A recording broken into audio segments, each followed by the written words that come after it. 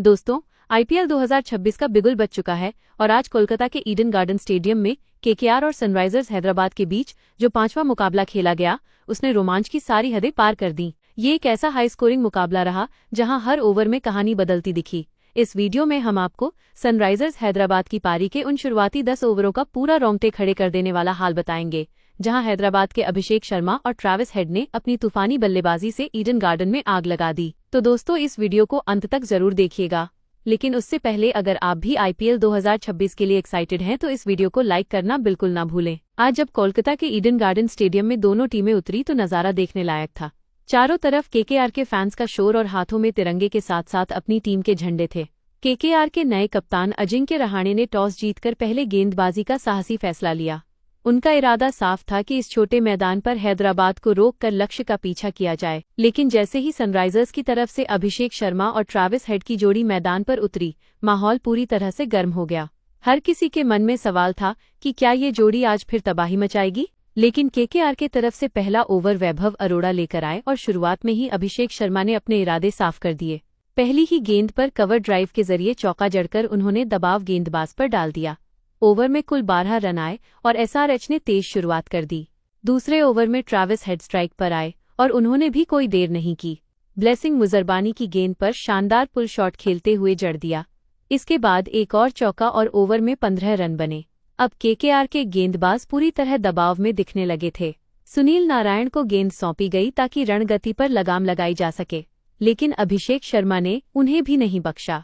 एक शानदार अंदर बाहर शॉट के साथ चौका और फिर स्वीप शॉट पर इस ओवर में 14 रन आए और स्कोर तेजी से बढ़ने लगा। वरुण चक्रवर्ती को लाया गया, लेकिन ट्रैविस हेड का आक्रामक मूड जारी रहा। उन्होंने लॉन गॉन के ऊपर से शानदार जड़ा। इसके बाद एक और चौका। गेंदबाज लाइन लेंथ खोजते रह गए और बल्लेबाज रन बनाते रहे। इस ओवर में 18 रन आए। पावर प्ले का आखिरी से पहले ओवर और हेड शर्मा की जोड़ी पूरी तरह सेट हो चुका था। वैभव अरोड़ा वापस आए, लेकिन इस बार हेड ने उन पर हमला तेज कर दिया। लगातार 2 चौके और 1 लगाकर उन्होंने रन रेट को और ऊपर पहुंचा दिया। ओवर में 20 रन आए। केकेआर ने बदलाव करते हुए कार्तिक त्यागी को गेंद थमाई। अभिषेक शर्मा ने शुरुआत में सिंगल लेकर हेड को स्ट्राइक दी। हेड ने एक और चौका जड़ा, लेकिन इसी ओवर में आखिरकार केकेआर को पहली सफलता मिली। ट्रैविस हेड एक बड़ा शॉट खेलने के चक्कर में कैच आउट हो गए। उन्होंने 21 गेंदों पर 46 रनों की तूफानी पारी खेली। पावर प्ले के बाद एसआरएच का स्कोर 1 विकेट के नुकसान पर 84 रन हो चुका था। अब क्रीज पर ईशान किशन आए। शुरुआत में उन्होंने थोड़ा संभलकर खेलना चाहा, लेकिन अभिषेक शर्मा ने अपना आक्रमण जारी रखा। एक शानदार कवर ड्राइव और फिर मिड विकेट के ऊपर से इस ओवर में 14 रन आए और एसआरएच का स्कोर 1 विकेट के नुकसान पर 98 रनों तक पहुंच गया। ईशान किशन ने शुरुआत में परिस्थिति को समझते हुए जोखिम भरे शॉट से दूरी बनाए रखी और सिंगल डबल लेकर खुद को सेट करने पर ध्यान दिया। उन्होंने स्ट्राइक रोटेट करते हुए अभिषेक शर्मा को ज्यादा से ज्यादा गेंदें खेलने का मौका दिया, जो उस समय बेहतरीन लय में नजर आ रहे थे। अभिषेक ने भी इस भरोसे को टूटने नहीं दिया और हर ढीली गेंद का पूरा फायदा उठाया। उनकी टाइमिंग इतनी शानदार थी कि फील्डर केवल गेंद को बाउंड्री पार जाते हुए देख रहे थे। इस दौरान केकेआर के गेंदबाजों पर दबाव साफ नजर आ रहा था।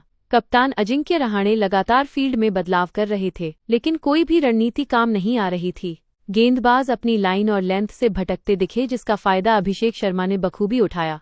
वहीं किशन भी धीरे धीरे आत्मविश्वास हासिल कर रहे थे और बीच बीच में अच्छे शॉट खेलकर रणगति को बनाए रख रहे थे। ये साझेदारी अब खतरनाक रूप लेती जा रही थी और केकेआर के लिए चिंता बढ़ती जा रही थी। दोनों बल्लेबाजों के बीच समझदारी भरी बल्लेबाजी देखने को मिली, जहां एक तरफ आक्रामक खेल था तो दूसरी ओर संयम भी नजर आया। यहां तक आते आते मैच पूरी तरह से सनराइजर्स हैदराबाद के पक्ष में झुक चुका था। अभिषेक शर्मा 19 गेंदों पर 47 रन बनाकर क्रीज पर डटे थे और उनका स्ट्राइक रेट 240 के पार जा चुका था। दूसरी तरफ ईशान किशन धीरे धीरे सेट होने की कोशिश कर रहे थे। 8वें ओवर में एक बार फिर अजिंक्य रहाणे ने कार्तिक त्यागी को अटैक पर वापस लाने का फैसला। उम्मीद थी कि वो अपनी गति और यॉर्कर से रणगति पर ब्रेक लगा पाएंगे, लेकिन सामने थे ईशान किशन, जो अब पूरी तरह से सेट होने के मूड में दिख रहे थे। ओवर की पहली ही गेंद पर उन्होंने शानदार टाइमिंग के साथ पॉइंट के ऊपर से चौका जड़ दिया। अगली गेंद पर कवर ड्राइव इतना खूबसूरत था कि फील्डर सिर्फ देखते रह गए। तीसरी गेंद पर भी किशन ने पीछे हटकर जगह बनाई और एक और चौका बाउंड्री के पार पहुंचा दिया। लगातार 3 चौकों ने केकेआर की योजना पर पानी फेर दिया।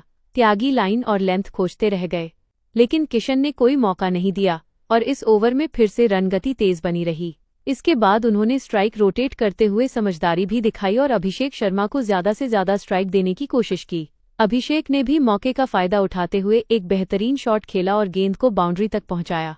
इस ओवर में कुल मिलाकर रन तेजी से आए और केकेआर के गेंदबाज पूरी तरह दबाव में नजर आए। 9वें ओवर में कप्तान अजिंक्य रहाणे ने बदलाव करते हुए ब्लेजिंग मुजरबानी को गेंद थमाई, जो अपने पहले ओवर में महंगे साबित हुए थे, लेकिन इस बार उन्होंने शानदार वापसी की। शुरुआत में उन्होंने गति में बदलाव करते हुए बल्लेबाजों को चकमा दिया। ईशान किशन एक बड़ा शॉट खेलने के प्रयास में चूक गए और विकेटकीपर के हाथों कैच दे बैठे। ये केकेआर के लिए एक अहम सफलता थी क्योंकि किशन तेजी से रन बना रहे थे और खतरनाक दिख रहे थे, लेकिन दूसरी ओर अभिषेक शर्मा अब भी आक्रामक अंदाज में खेल रहे थे। उन्होंने एक चौका और एक शानदार लगाकर दबाव बनाए रखा और ये साफ कर दिया कि वो रुकने के मूड में नहीं है। हालांकि मुजरबानी ने अपनी रणनीति में बदलाव करते हुए गेंद की गति कम की और लाइन को थोड़ा बाहर रखा, जिसका फायदा उन्हें ओवर के अंत में मिला। अभिषेक शर्मा ने एक बड़ा शॉट खेलने की कोशिश की, लेकिन गेंद सही तरीके से बल्ले पे नहीं आई और वो कैच आउट हो गए। लगातार 2 विकेट लेकर मुजरबानी ने मैच में केकेआर की शानदार वापसी कराई। इस ओवर ने मैच का रुख थोड़ा बदल दिया और पहली बार एसआरएच की पारी थोड़ी दबाव में नजर आई। 10वें ओवर में अनुकूल रॉय को गेंद सौंपी गई। अब क्रीज पर नए बल्लेबाज थे और केकेआर इस मौके का फायदा उठाना चाहती थी। रॉय ने आते ही काफी सदी हुई गेंदबाजी की और बल्लेबाजों को खुलकर खेलने का कोई मौका नहीं दिया। उन्होंने अपनी लाइन लेंथ को बरकरार रखते हुए बल्लेबाजों को लगातार डॉट गेंदों से दबाव में रखा। इसी ओवर में अनिकेत वर्मा ने दबाव तोड़ने के लिए बड़ा शॉट खेलने की कोशिश की, लेकिन टाइमिंग सही नहीं रही और वो कैच आउट हो गए। इससे एसआरएच पर थोड़ा दबाव जरूर आया और रन गति भी थोड़ी धीमी हो गई। दूसरी ओर नए बल्लेबाजों ने संभलकर खेलना शुरू किया और सिंगल डबल लेते हुए स्कोरबोर्ड को आगे बढ़ाते रहे। हेनरिक क्लासन ने भी शुरुआत में थोड़ा समय लिया और विकेट बचाने पर ध्यान दिया। इस ओवर में ज्यादा रन नहीं बने, लेकिन केकेआर के लिए यह एक बेहद महत्वपूर्ण ओवर साबित हुआ क्योंकि उन्होंने लगातार विकेट लेकर मैच में खुद को फिर से जीवित कर लिया। इस तरह 10 ओवर के बाद सनराइजर्स हैदराबाद का स्कोर 4 विकेट के नुकसान पर 123 हो चुका था। जहां एक समय टीम बेहद मजबूत स्थिति में दिख रही थी, वहीं लगातार विकेट गिरने से मैच थोड़ा संतुलित हो गया। अब आगे का खेल पूरी तरह मिडिल ऑर्डर और फिनिशर्स पर निर्भर करेगा। 11वें ओवर में वरुण चक्रवर्ती शानदार वापसी करते हुए किफायती गेंदबाजी करके सिर्फ 6 रन दिए।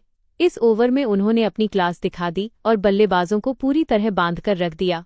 उनकी हर गेंद में वेरिएशन साफ नजर आ रहा था, कभी गुगली, कभी स्लोअर तो कभी तेज फ्लिप।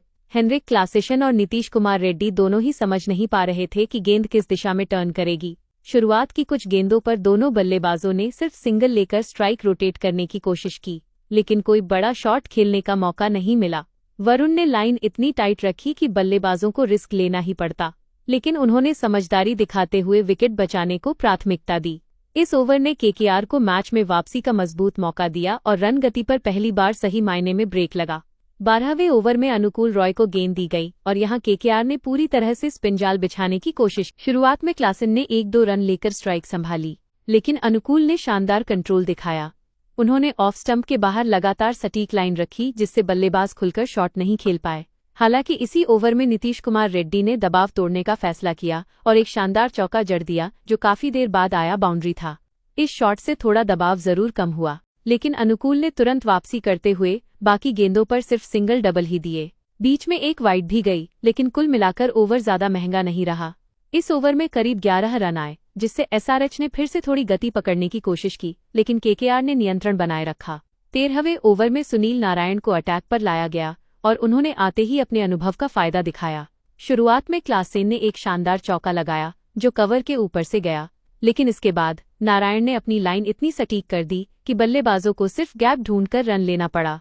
उन्होंने गेंद को हल्का सा टर्न कराया और स्पीड में बदलाव करके बल्लेबाजों को भ्रमित रखा। नीतीश रेड्डी ने भी 1-2 अच्छे शॉट खेले, लेकिन कोई बड़ा नुकसान नहीं पहुंचा सके। इस ओवर में कुल 9 रन आए, जो इस परिस्थिति में केकेआर के लिए काफी अच्छे थे। लगातार 3 ओवरों में स्पिनर्स ने मिलकर रन गति को पूरी तरह कंट्रोल में ला दिया और एसआरएच के बल्लेबाजों पर दबाव बढ़ा दिया। 14वें ओवर में एक बार फिर ब्लेजिंग मुजरबानी को गेंद सौंपी गई। इस ओवर में उन्होंने काफी समझदारी से गेंदबाजी की और बल्लेबाजों को बड़े शॉट खेलने का मौका नहीं दिया।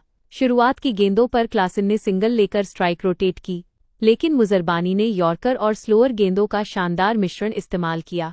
नीतीश रेड्डी ने बीच में 1-2 रन चुराकर स्कोर को आगे बढ़ाया, लेकिन कोई बाउंड्री नहीं आ सकी।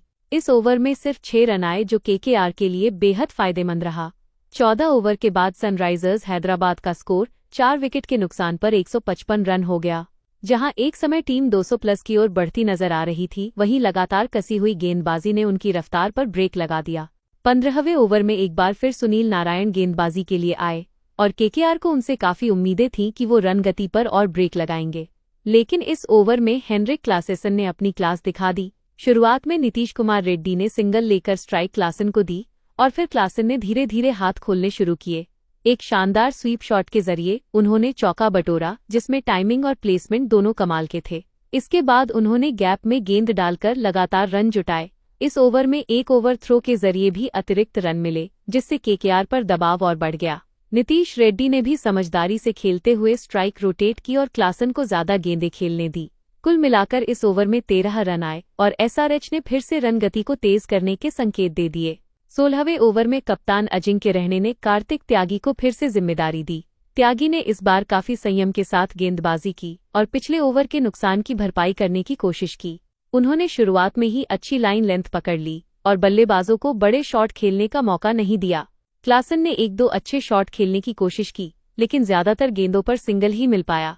त्यागी ने अपनी गेंदों में विविधता रखी, कभी स्लोअर कभी यॉर्कर, जिससे बल्लेबाज पूरी तरह खुलकर नहीं खेल पाए।